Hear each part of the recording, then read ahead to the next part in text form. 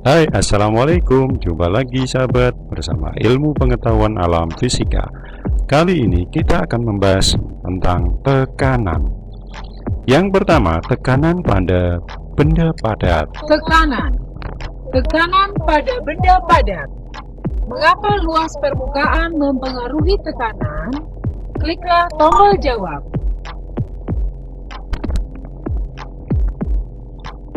Balok dengan bidang tentu lebih kecil menghasilkan bekas lekukan yang lebih dalam daripada balok dengan bidang tentu yang lebih besar.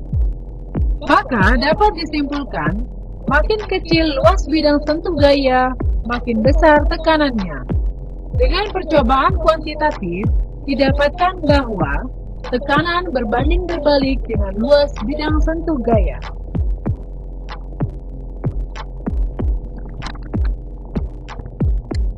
Jadi, benda yang lebih tajam tekanannya lebih besar daripada benda yang tumpul.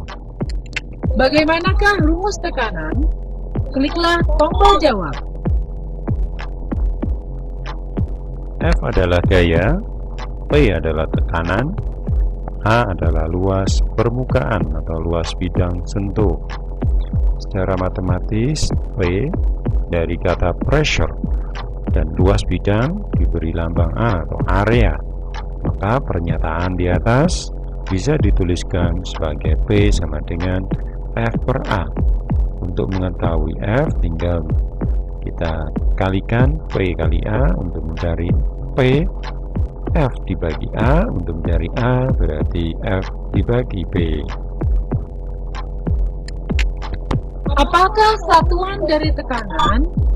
Kliklah tombol jawab.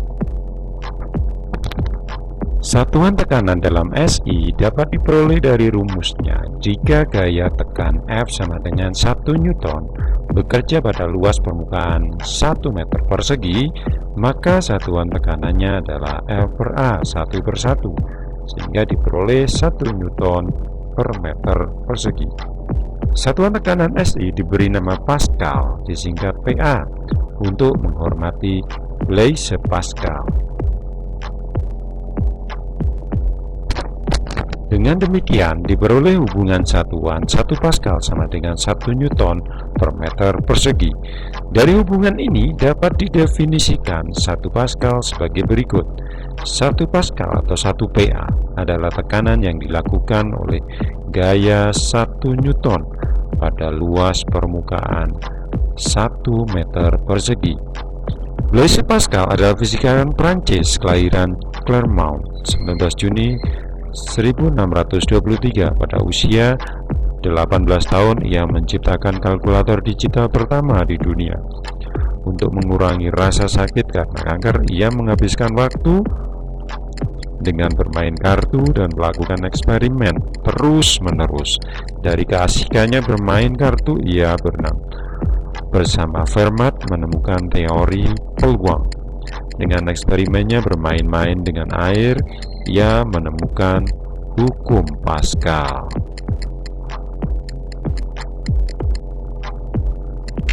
Bagaimana menghitung tekanan? Kliklah tombol jawab.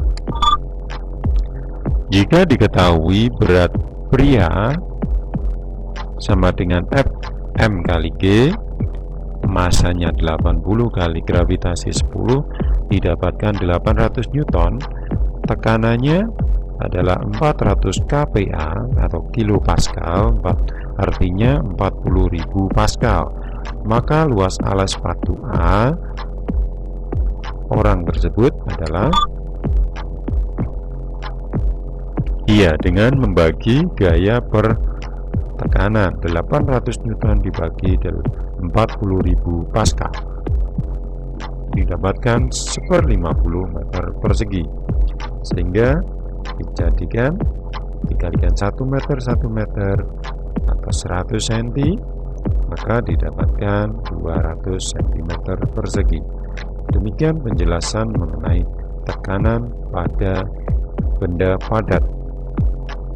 Sekarang kita membahas tentang tekanan pada zat cair. Tekanan pada zat cair. Bagaimanakah tekanan terjadi pada zat cair? Kliklah tombol jawab.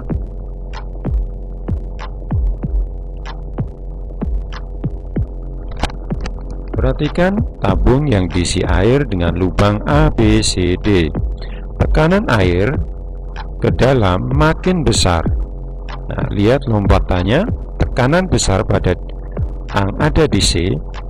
Akibat tekanan yang lebih besar, air akan memancar dengan kecepatan lebih besar. Ini sebabnya air dari titik C menyembur lebih jauh daripada titik A dan titik B. Air dari titik B akan menyembur lebih jauh daripada air di titik A. Hukum paradok hidrostatika.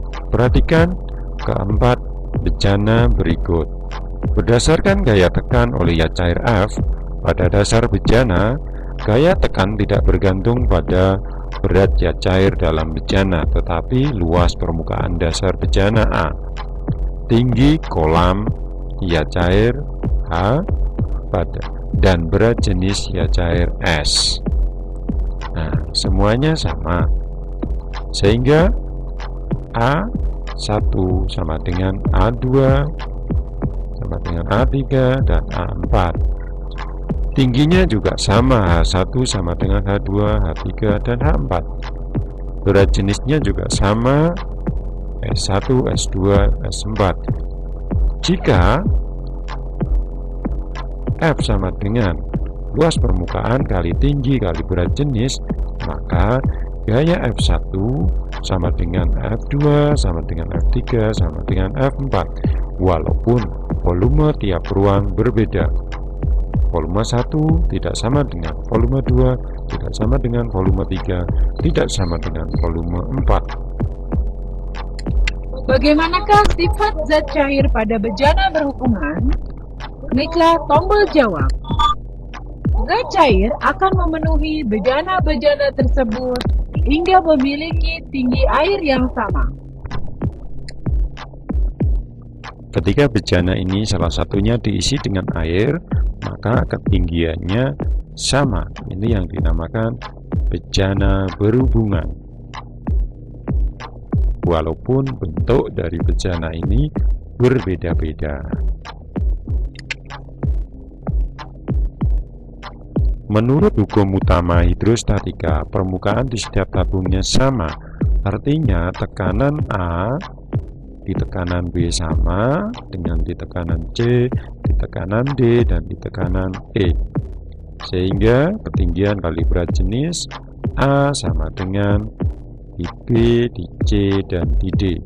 Permukaan zat cair yang jenisnya sama mempunyai tinggi yang sama dalam semua bejana kecuali dalam kondisi bejana berisi lebih dari satu macam zat cair yang tidak dapat bercampur. Terdapat pipa sempit atau kapiler, zat cair bergerak, tekanan di atas permukaan zat cair tidak sama. Bagaimanakah dua zat cair pada bejana berhubungan? Kliklah tombol jawab. Bila kaki pipa U diisi dengan dua zat cair yang memiliki berat jenis berbeda, apakah akan memiliki tinggi yang sama? Kliklah tombol jawab. Ternyata ada perbedaan tinggi antara zat 1 dengan zat 2. Zat 1 adalah air, zat 2 adalah minyak.